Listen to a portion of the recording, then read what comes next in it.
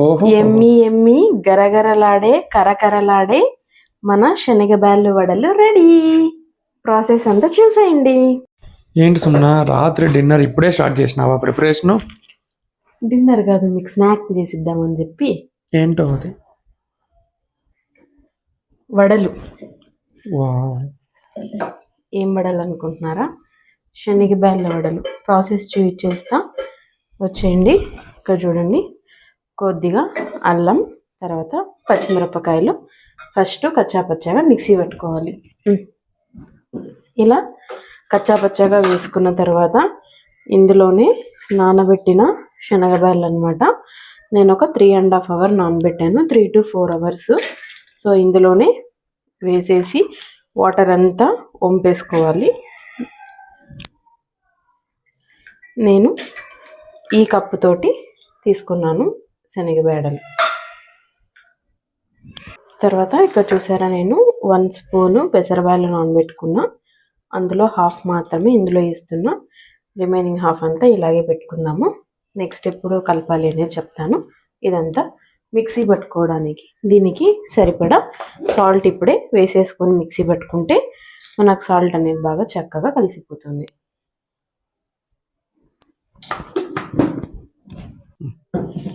So ఇలా కచ్చా పచ్చగా చూసారా, అక్కడక్కడ బ్యాళ్ళు ఇంకా కనిపిస్తూనే ఉంటాయి. పూర్తి సాఫ్ట్గా వేసుకోకూడదు, ఇది పల్స్ మోడ్లోనే వేయాలి మిక్సీలో.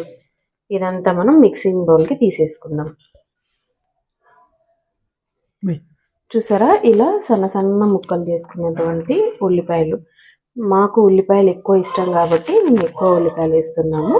ఇన్ కేస్ మీరు ఉల్లిపాయలు తక్కువ నచ్చితే మీరు తక్కువ వేసుకోండి. ఇంకా ఎప్పుడు కూడా ఇక్కడ ఉప్పు అనేది యాడ్ చేయకండి, అందుకనే మిక్సీ పట్టుకునేటప్పుడే మనము ఉప్పు యాడ్ చేసుకోవాలి. సో ఇందాక మిగిలించుకున్నాం కదండి పెసరబ్యాళ్ళు, అవి ఇప్పుడు కలపాలి. ఇప్పుడు కలిపిన తర్వాత ఒక్కసారి సాల్ట్ చెక్ చేయండి. మ్యాక్సిమం తక్కువ ఎక్కువలు ఏమున్నా ఇప్పుడు అడ్జస్ట్ చేసుకోవాలి. యాక్చువల్లీ వాటర్ లేకుండా వేయాలి, కాకపోతే కొంచెం ఇలా మెత్తగా అయింది. సో ఒక్కోసారి పర్ఫెక్ట్గా చేసినప్పటికీ అటు ఇటు అవుతుంటాయి. ఇంత మెత్తగా ఉంటే మనకు ఆయిల్లో విడిచిపోతుంది అనమాట, అంటే పిసపిస అయిపోతుంది. సో ఇక్కడ విరిగిపోతాయి. విరిగిపోతాయి. ఇక్కడ టిప్ ఏంటంటే చూసారా, హాఫ్ స్పూను వరిపిండి వేస్తున్నా అంతే, ఇంకెక్కువ వేసుకోకండి, మళ్ళీ మీకు దీని టెక్స్చరే మారిపోతుంది. సరిపోతుంది. తర్వాత ఇక్కడ నాకు ఇంకొకటి ఏమైందంటే, ఆత్రంలో 1.5 spoon ఉప్పు వేసేసా. ఉప్పు కూడా ఎక్కువ అయిపోయింది. సో ఈ వరిపిండి వేయడం వల్ల నాకు ఉప్పు కూడా బ్యాలెన్స్ అవుతుంది. నేను ఉల్లిపాయలు ఆ మిషన్లో అలా తిప్పుకునేటప్పుడు కొద్దిగా కరివేపాకు కూడా వేసుకున్నాను. మీకు ఇన్ కేస్ కరివేపాకు కొత్తిమీర 2 ఇష్టమైతే అవి ఇలా జస్ట్ చిన్న చిన్న కట్ చేసుకొని కూడా యాడ్ చేసుకోండి. కలుపుకోండి. చూసారా, ఇలా బాల్స్ చేసుకొని మీ దగ్గర అరిటాకు ఉంటే అరిటాకు పైన పెట్టుకొని ప్రెస్ చేసుకోవచ్చు, లేదంటే చేతిలోనే. చూసారా, నేను ఆయిల్ ఆల్రెడీ పెట్టాను సన్న మంట మీద. ఇప్పుడు మీడియం ఫ్లేమ్తో ఇంక్రీజ్ చేసా. పిండి అంతా రెడీ చేసుకున్నాం. చూసారా, 2 hands నీట్గా వాష్ చేసుకోవాలి. పిండి ఇది ఆయిల్ అయిందా లేదా అని కొద్దిగా పిండి వేసుకొని చూద్దాం. ఎస్, ఆయిల్ మనకి బాగా కాలిపోయింది. ఇప్పుడు ఇలా ఉండలు తీసుకొని, ఎక్కువ మందం ఎక్కువ పల్చగా చేసుకోకూడదు, ఇలా చేసుకొని ఇలా చూసారా, దీన్ని ఇలా ఆయిల్లో వదలాలి.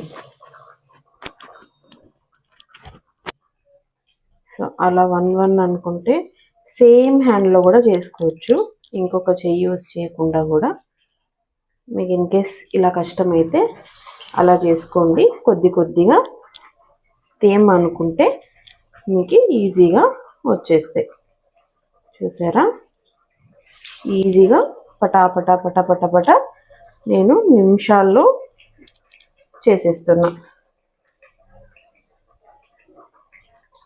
దీనికంతా ఎక్స్పీరియన్స్ ఏం అవసరం లేదు, నేను కూడా ఫస్ట్ టైమే చేస్తున్నాను శనగబాల వడలు.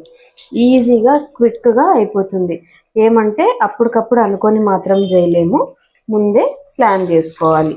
అదే ఉన్నది, ఎందుకంటే వాటిని నానబెట్టుకోవాలి కాబట్టి. బాగా ఎర్రగా కాల్చుకుంటే మనకి వడలు బ్రహ్మాండంగా ఉంటాయి అన్నమాట.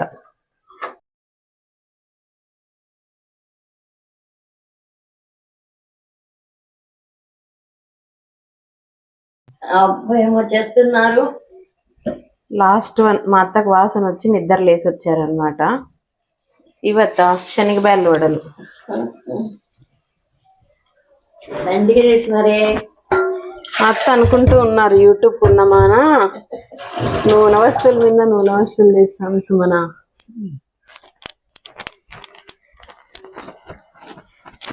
నూనె తినకూడదు అంటుంది పాపం. నూనె వస్తువులు దండిగా చేస్తున్నారు. తినకుండా ఎట్లుంటాం, తింటాం. బాగా ఎర్రగా కాల్చుకుంటే మనకి వడలు బాగుంటాయి రుచి. సో మనం వడలన్నీ అయిపోయాయి. ఒక కప్పు శనగబేడలకి ఎన్ని వచ్చాయి చూద్దాం. చూసారా, ఇన్ని వచ్చాయి. కొద్దిగా ఎక్కువనే వచ్చాయి మేము తినే క్వాంటిటీ కంటే. ఓకే, ఎత్తి పెట్టుకొని మరి తింటాం. రుచి ఎలా ఉందని మా అత్తమ్మని అడుగుదాం. మెత్తగా ఉన్నది ఇద్దాం ఏదో ఒకటి. ఇది చాలా మెత్తగా ఉంది. నేను కొన్ని మెత్తగా చేసా, కొన్ని గట్టిగా చేశాను అనమాట. అత్తకి మెత్తగా, మాకు గట్టిగా. ఇవి చూసారా, ఇవి చాలా గట్టిగా ఉన్నాయి. సూపర్, బాగుంది.